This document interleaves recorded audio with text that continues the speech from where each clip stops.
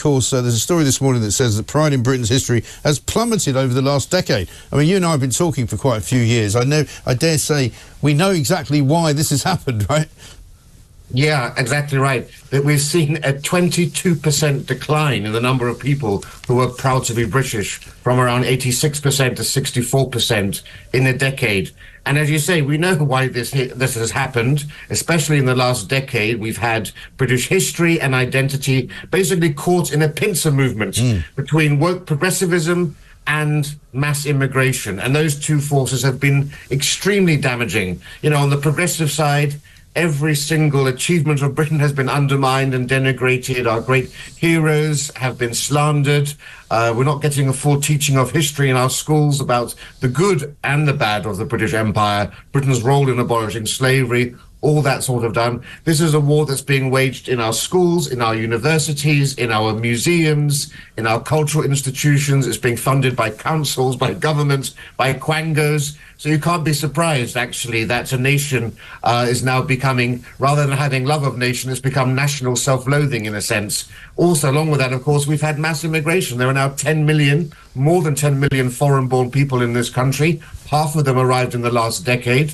Why would they want to buy into Britain when all the messaging they're getting from every sort of institution and from the media is that Britain is inherently evil and should be ashamed of its past? So it's not no surprise, I think, that we're seeing these unfortunately depressed. And people in Asia will be looking at what's happening in the West aghast, because strong, self-confident nations are proud of who they are. They're proud of their identity. And I think it's a symptom of the sickness of the decline of Britain and the West that we're actually navel-gazing and engaged in this nihilistic sort of self-flagellation all the time. Well, exactly right. And also the symbolism of Britain is in decline, isn't it? You know, you're made to feel that somehow waving a Union flag is a sign that you might be a racist or a bigot or some kind of ghastly individual, as opposed to if you were waving a Scottish saltire or an Irish tricolour or Stars and Stripes in America, you know, where flags are actually, in all those countries, flags are very much a sign of pride.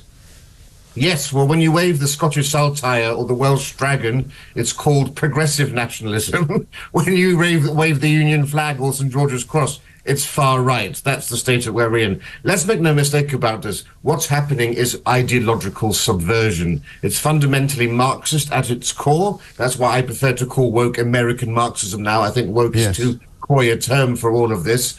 And, you know, this will be very familiar to people who lived in Eastern Europe or in communist China. You know, seeing our history being rewritten, seeing our symbols being removed or denigrated, having our heroes attacked, you know, being told for the new myths that immigrants built Britain or that Stonehenge was built by black people.